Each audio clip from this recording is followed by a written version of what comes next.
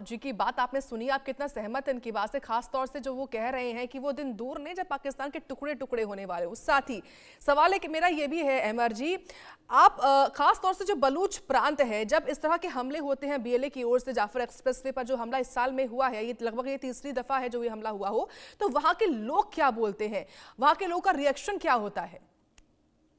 देखिए, एक सबसे पहले तो मैं मेजर शाह साहब का बहुत शुक्रगुजार हूँ। ये हमें, ये जो हमारे पास जो ये शाह है और सैयद है, ये सारे जाली हैं। आपके पास जो है वो असली हैं। हिंदुस्तान में, भारत में जो भी है वो असली है, और हमारे पाकिस्तान में सारे के सारे ये अमेरिका बरतानिया के चेले, उनके जो है एजेंट, वो सारे इकट्ठे हुए हैं। देखो, पाकिस्तान को तो सबसे पहले बनना ही नहीं चाहिए था ना जी। ये मुल्क का कोई मंतक ही नहीं है, इसका कोई कोई लॉजिकल रीजन ही नहीं था कि ये जो बकवास किस्म का डकोसला बने। अंग्रेज ने जो है अपने मफादात के लिए इसको बना के गया। वो अब फेल्ड प्रोजेक्ट हो रहा है। पाकिस्तान बिल्कुल फेल्ड प्रोजेक्ट है।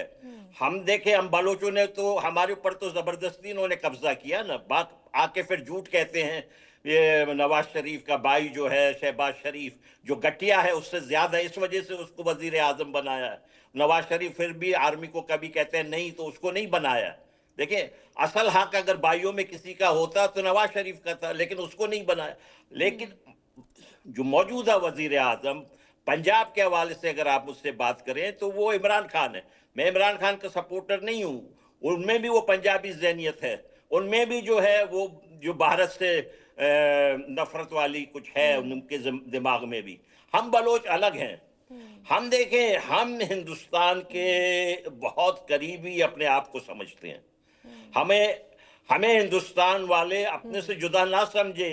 ये पार्टीशन के वक्त यही हुआ था। हमारे हाँ, लीडर आए थे हिंदुस्तान, उन्होंने कहा कि नहीं जनाब, आपके ठीक है। मसले के वजह से हिंदुस्तान को हमारा डिले हो जाएगा। ठीक है आज मैं अहमर जी, आपको बताऊं, मुझे रोकना पड़ रहा है आपको, माफी के साथ। मैं आपकी बात पूरी करूंगी, लेकिन सना खान इस वक्त जुड़ रही हैं, पाकिस्तानी पत्रकार। एक बार उनसे उनका रिएक्शन जरा मैं ले लूं।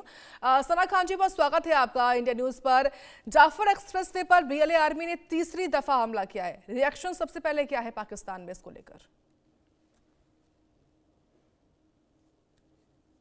सना खान जी।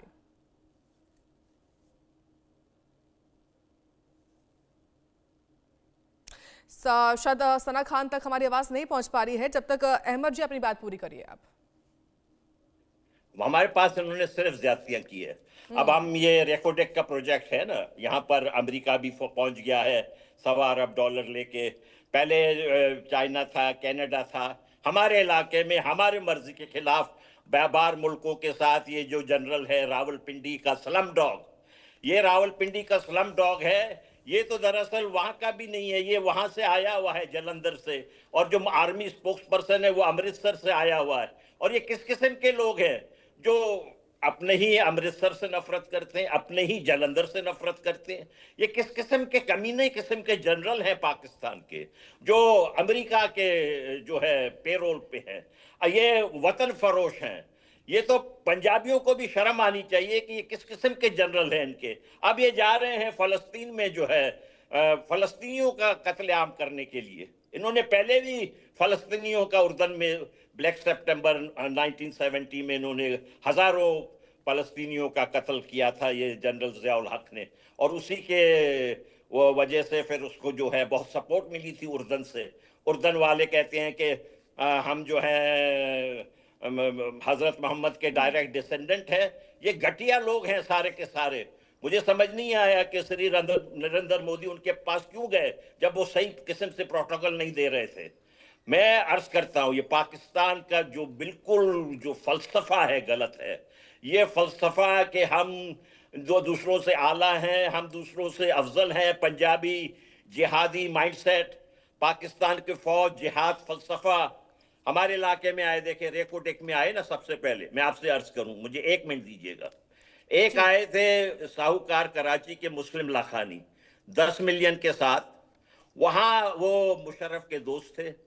वहां पर नवाब अकबर खान बुगटी के खिलाफ फौज कार्रवाई कर रही थी और यहां से वो पैसे बना रहे थे। 10 मिलियन के अवेज, मेरे ख्याल में उन्होंने कितने 100 मिलियन वहां से कमाए जब अखबारों में वहां शोर हुआ। मुस्लिम लाखानी साहब वॉशिंगटन डीसी आ गए। वॉशिंगटन डीसी आके ओबामा को भी हजारों डॉलर उन्होंने कैंपेन कंट्रीब्यूशन दी, हिलरी क्लिंटन को भी। अभी यहां पर जो सेल्वेशन आर्मी है वॉशिंगटन डीसी में, वहां जो लोग जिनके पास खाने को नहीं उनको खाना खिलाते हैं। पैसे कहां से लूट के लाए हैं? हमारे बलूचिस्तान से। ये बलूचिस्तान के साथ ये पाकिस्तान के जो क्रोनी कैपिटलिस्ट जो फौज के साथ मिले हुए लोग है कर रहे हैं। बहुत ज्यादती हो रही है हमारे साथ, इंतहाई ज्यादा। ठीक जी। है। मोहम्मद अली शाह जी, देखिए इसमें कोई दो राय नहीं कि दुनिया भर में पाकिस्तान की किरकिरी होती है, लेकिन जो जाफर एक्सप्रेस पर हमला करके बीएलए ने किया है, क्या ये माना जाए कि पाकिस्तान में खुद पाकिस्तान सरकार की, वहाँ के जो तमाम ये वहाँ के जो खास तौर से आला कमान है, जो खुद को आला कमान कहते हैं, क्या उनकी अब उनके ही देश में किरकिरी हो रही है? बहुत दुरुस्त बात करी है आपने। और हमारे भाई बलूचिस्तान ने भी बहुत सही, बहुत ही बढ़िया एनालिसिस दिया है। देखिए, जो आपने जो मार्च 11 की बात करी और आपने जो मोहतरमा से पूछा कि तीसरी मर्तबा जाफर एक्सप्रेस पे हमला हुआ है, भैया ये पिछले 2 महीने में तीसरी मर्तबा हुआ है। तो पाकिस्तानियों को भी इसकी खबर होनी चाहिए कि 2 महीने में जाफर एक्सप्रेस और बोलन मेल, इस पे हमले हो रहे हैं, टारगेट किया जा रहा है। अब पिछले बार जब हुआ था, जो 11 मार्च की आपने घटना की बात करी, उसमें 400 पैसेंजर होस्टेज ले लिए गए थे, 20 लोग खत्म हो गए थे, इसके अंदर मार दिए गए थे। और फिर सिक्योरिटी फोर्सेस ने रेस्क्यू करे और फिर 33 इंसर्जेंट्स को निशाने बना के उनको मारा, 33 इंसर्जेंट्स। और फिर पाकिस्तान की फौज, इनके सिपाहियों को गधों पे लाद कर ले गए थे, और यही गधे बेच रहे हैं चीन को, ये बाघ बेच रहे हैं गधों के माफिक चीन को। तो यानी कि इसे सख्त साफ साबित होता है कि पाकिस्तान अपने इतिहास से सबक नहीं सीखता है। 1947 में जब मोहम्मद अली जिन्ना ने पाकिस्तान का टू नेशन थियरी करके मजहब के नाम पर अलग किया था, मैं तो ये कहूंगा कि सबसे बड़े दुश्मन मुसलमानों के, इस्लाम के, पाकिस्तानी हैं। ये बदनाम करते हैं पूरी कौम को।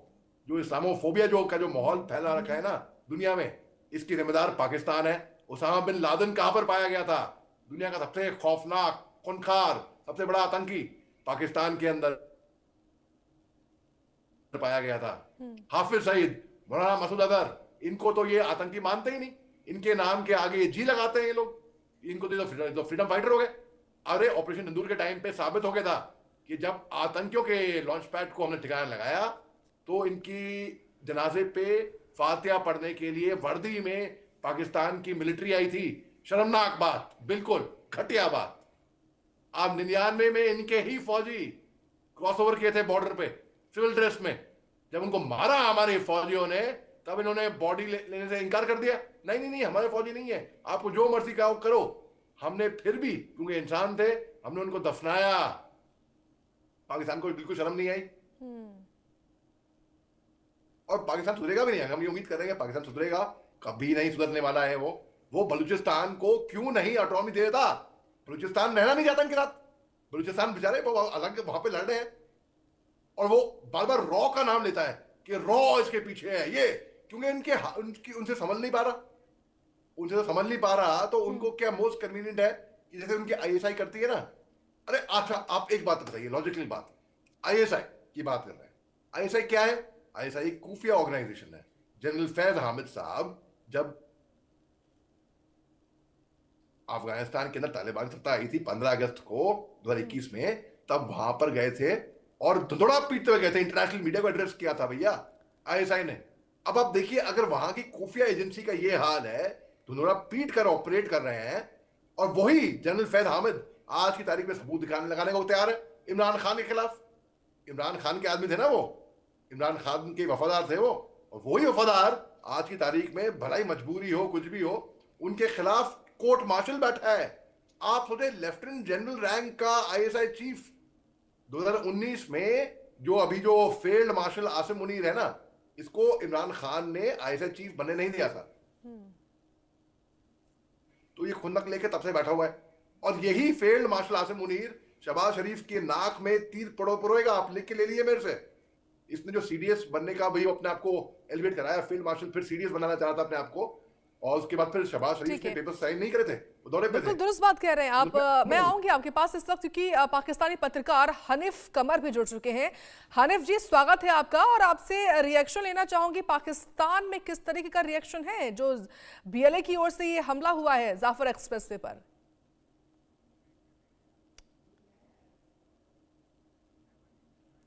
चलिए ठीक है, हनीफ जी की आवाज़ तब तक नहीं पहुंच पा रही है। अली शाह जी, का सवाल मेरा आपसे ये है, मैं समझना चाहती हूं बतौर डिफेंस एक्सपर्ट, जब पाकिस्तान जैसे मुल्क में एक अशांत प्रांत बलूच हो और बलूच की ओर से इस तरह के हमले एक तरीके से किए जा रहे हों, तो पाकिस्तान जैसे मुल्क के जो वजीर आजम है वो क्या करते हैं और क्या करने वाला है पाकिस्तान? आपको क्या लगता है? जी देखिए, अगर ये मेरे से पूछा जाए तो पाकिस्तान की सूरत हालात तो दुनिया भर को मालूम है, हर एक को मालूम है। पाकिस्तान के पास ना ही पैसा है, ना ही ताकत है, ना ही कोई सिंपैथी है। ये कभी भी सीधे होंगे ही नहीं। हम में कोई दम नहीं, लेकिन फिर भी हम किसी से कम नहीं। ये पाकिस्तान का मोटो है। पाकिस्तान कभी, मतलब आज की तारीख में जो उनके उनके ये वैसा हंस रहे हैं। देखिए पाकिस्तान ये मैं बहुत ही प्यारी भाषा में बोला है मैंने, ये क्रूड भाषा में नहीं बोला, आप समझ गए हैं इस बात को। अब देखिए पाकिस्तान जो है वो आज की तारीख में अपनी जनता को डुबा रहा है। इसके जिम्मेदार है उनके लीडरान, उनकी मिलिट्री, और ये मतलब क्या हाइब्रिड सरकार